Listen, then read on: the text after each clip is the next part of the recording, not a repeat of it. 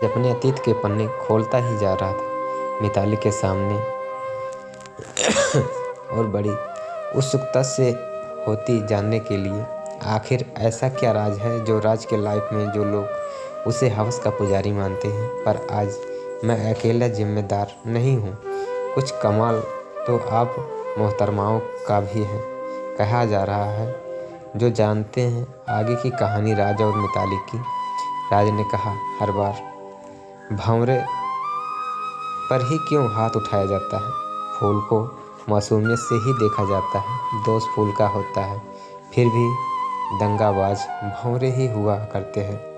एक कली को फूल बनाने का भंवरा अपने अंदर का पूरा प्राण वायु भर देता है फूल के अंदर, तब वो परिपक्वता होता है और उसमें महक आती है, और जैसे ही महक आती है तो उसे माली तोड़ लेता है, प्रभु के चरणों में या उसके गले का हार बना देते हैं। पर भंवरे को क्या मिला? जुदाई, न उसका परिपक्वता तो छीन लिया माली द्वारा।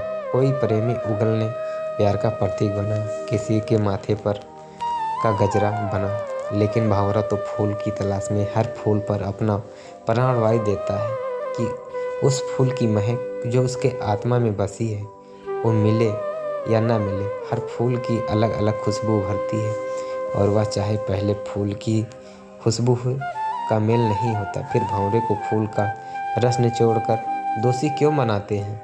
मिताली ने कहा, ये क्या फूल और भंवरा लगा रखा है? जो बात सीधे तरीके से बताओ ना, ऐसे घुमा के मुझे मत समझाओ।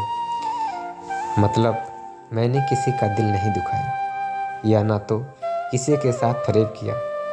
हम पर उंगली उठाई जाती है। लड़कियों को तो मासूम का किताब लपेट कर ही इस जहां से उतारा गया है। मतलब तुम ये कहते हो कि गलत आपके साथ हुआ? तुमने किसी से कुछ गलत नहीं किया। हाँ, यही हकीकत है।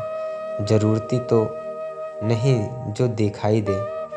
सच वो है हर कोई नाजुक पहलू को नहीं देखता और साथ ही उनका ही देता है।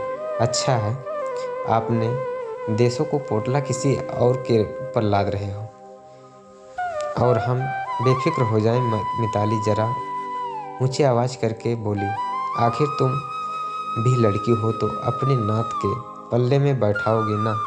खैर जो भी हो, पर सुन लो बात, तुम जो सोचो मुझे कोई परवाह नहीं, ठीक है? बको क्या कहना चाहते हो? 6 साल पहले की बात है। हमारे इलाके में जब भोले बाबा का बड़ा मंदिर है, वहाँ मेरी और खुशी से मेरी मुलाकात हुई। तब तो मैं नाम ही नहीं जानता था। मुझे देखते ही कुछ अलग किस्म की मंच आ गई। सफ़ेद सलवार में जैसे कोई मोरनी ठुमक रही के चल रही है, हिरनी जैसी आंखें, सेब जैसे होंठ। बस जो भी हो मुझे वह नहीं जान। बता तो रहा हूँ। फिर मैंने उसका पीछा किया। वही तो काम है आपका। अब चुप के भी रहोगे या फ़ोन काट दूँ? ओके बाबा, नहीं बीच में बोलूँगी, बताओ। मैंने उसके घर तक पीछा किया। इसने भी यह बात नोटिस की कि उसका पीछा कर रहा हूँ और ये 1 हफ्ता तक चला। मुझसे रहा नहीं गया तो सीधे बात ही कर ली। तुम्हारा मोबाइल नंबर मिलेगा क्या? क्यों? क्या बात करनी है? हाँ, ऐसी कुछ ज़रूरी है पर मुझे नहीं करनी है।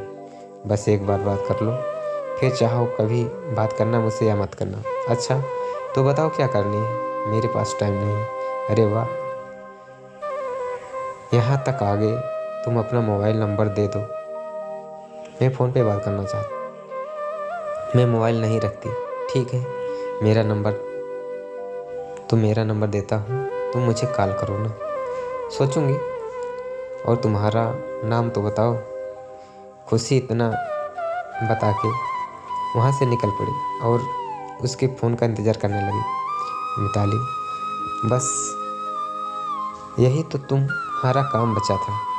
तुम लड़कों का काम धंधा तो है नहीं, बस बाप के पैसों से ऐसे ही ऐश करते रहते हो।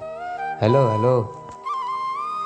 अपने पैरों को खुद खड़ा हुआ हूँ, अपने पैरों पे खुद खड़ा हूँ। कभी माता पिता के खर्चे के लिए नहीं मांगा हूँ, न ही धंधे के लिए, सबके अपने दम पर किया। मैंने शादी भी अपने दम पर की थी। पढ़ाई के बाद पिताजी का बोझ बढ़ना चाहिए, फैसला किया था। चलो तुम एक बात बताओ, अच्छी दिखाई दी, आगे बताओ। दूसरी बात कि जो बात बता रही हो ज़रा शार्ट में बताओ कि मेरे उसका फ़ोन आने वाला है, सो प्लीज़ फास्ट। 2 मिनट के बाद पीसीओ से कॉल आया। ऐसा एक पिक चला, फिर कहीं मिलने को मैंने कहा। वह रेडी हो गई। हाँ, लॉन्ग ड्राइव पर। ढेरों बातें हुई हमारे बीच, फिर एक सिलसिला चलता रहा जब तक वो मिलता। बस कभी बगीचे में, रेस्टोरेंट में भी हाथों में हाथ डाल के घुमा करते थे। एक दिन उसने मुझे उसके घर खाने पे बुलाया और वह घर पर अकेली थी, तो मैं भी वहाँ पर चला गया। बड़े प्यार से उसने अपने हाथों से मुझे खाना खिलाया, फिर उसका बेडरूम दिखाने ले गई। फिर जाने कब हम एक दूसरे में खो गए और अपनी सीमा से लाग गए, और हम दोनों में से एक हो गए। वहाँ से निकलने के बाद मुझे यह फील हुआ कि अभी नहीं जाना चाहिए। कल खुशी को बता दूं, जो हुआ अब दोबारा नहीं होगा। ओह, अब शादी के बाद होगा। अच्छा, ये बात मैंने खुशी को नहीं बताई थी कि मुझे तुमसे शादी करना चाहता हूँ, पर अब यह तय कर लिया था कि यह बताने के। दूसरे दिन जब खुशी का फ़ोन आया तो अगले दिन मैंने किस्से को याद करते हुए बात कर रहे थे कि खुशी के बीच में हम टोकते हुए कहा, जो हुआ दोनों की मर्जी से हुआ, तुम ज़्यादा मत सोचो। फिर हमारी मुलाकातें ज़्यादा होने लगी, पर हम मुलाकातों के बातों में ज़्यादा एक दूसरे को भोग में ही चला जाता था। मुझे अजीब भी लगता था, पर एक तरफ से मुझे शिकायत भी नहीं हो रही थी। खुशी से शायद प्यार करने का यही तरीका होगा। कहीं पढ़ा था कि लड़की तभी अपने आप पर समर्पित करती है जिससे वह सबसे ज़्यादा प्यार करती है, पर मुझे ये नहीं पता था कि खुशी के पास मिल रहा है प्यार बस चंद दिनों का ही है। मिताली, मतलब क्यों चंद दिनों का ही? इतना सब कुछ हुआ, तुम दोनों के बीच इतनी सारी बातें हुई, हदें पार कर दी, और वो शादी भी से पहले ऐसा हुआ। एक दिन हम होटल के रूम में जब बाहर निकले तो खुशी ने कहा, चलो कहीं पार्क में जाते हैं। मुझे अजीब लगा। करीब 2 महीने के बाद खुशी ने कहीं पार्क में जाने का कहा, वरना तो हर होटल के रूम में ही वक्त पूरा करते थे। मिताली, तुम्हें तो वही चाहिए था जो मिल रहा था खुशी के पास से। नहीं, मैंने खुशी को साथ पूरी ज़िंदगी बिता के फैसला कर लिया था। एक सही वक्त देखकर उससे बताने वाला था और जानना चाहता था कि क्या खुशी भी यही चाहती है, और उसकी हाँ मिले तो मुझे अपने परिवार से खुशी के बारे में बताने वाला था, और वह खाली बात ही रह गई। मिताली, ऐसा क्यों हो गया? खुशी ने पार्क में जाने का दिल नहीं था, तो हम दोनों पार्क में गए। पूरा पार्क खाली था, हम दोनों के सिवा कोई नहीं था। खुशी ने मेरा हाथ उसके हाथों में मेरा हाथ थामते हुए कहा, तुम्हारा स्थान मेरी लाइफ में ऊपर है, कम नहीं। मेरे सपनों को तुमने साकार किया।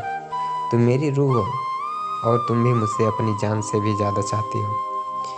मुझसे कभी कोई गलती हो जाए तो माफ़ करना, पर मुझे कभी नफरत मत करना। खुशी में अपनी आंखों की सच्चाई पढ़ रहा था। मेरी आंखें में भी आंखें डाल के बात कर रही थी। बात करते करते वह रो पड़ी, बिल्कुल छोटी बच्ची की तरह, और जोर जोर से रोने लगी। मुझे लगा ज़्यादा भावुक हो गई। कुछ बात तो होगी ज़रूर जो वह कहना चाहती है पर नहीं कहे जा रही है। शायद थोड़ा दिल का हल्का करने के लिए बताएगी, ऐसा मन को रोकने के लिए कहा। फिर अचानक से चुप हो गई और चल के बोली, हम चल पड़े। पूरे रास्ते को वहीं चुपचाप रहे। मेरी पीठ पे अपना हाथ रखकर सोती रही। जब तक घर आया, जगाया तब तक जागी वो। उसने पहली बार मुझे कहा, तुम जाओ, पहले मैं खड़ी हूँ। जब तक तुम दिखते हो तब तक मैं यहीं पे खड़ी रहूँगी। अजीब सी बर्ताव कर रही थी, पर प्यार का भरोसा नहीं था। भाई कहें कि मैं निकल गया। गली के मोड़ तक पलट के देखा तो वो अपना हाथ उठा के मुझे बाय बाय कर रही थी। पगली हो गई थी। मन ही मन बोल दिया, मुझे नहीं पता था कि वह मुझे आखिरी बार अलविदा कह रही है। नहीं पता था कि अब हमारी मुलाकात नहीं होने वाली है। नहीं पता था मुझे हमेशा के लिए अलविदा कह रही है। वो गायब हो गई मिताली। मतलब फिर वह नहीं मिली? क्यों? और ऐसी बात हुई जो बिना कुछ कहे। उस वक्त मुझे वो कुछ पता नहीं था, बस वह जा चुकी थी। ऐसी क्या बात हुई जो राज और खुशी अलग हो गई? क्या मिताली उसके सवालों को जवाब मिलेंगे या नहीं मिलेंगे? आपको इन सवालों के सही जवाब आपके चौथे अध्याय पर मिलेंगे।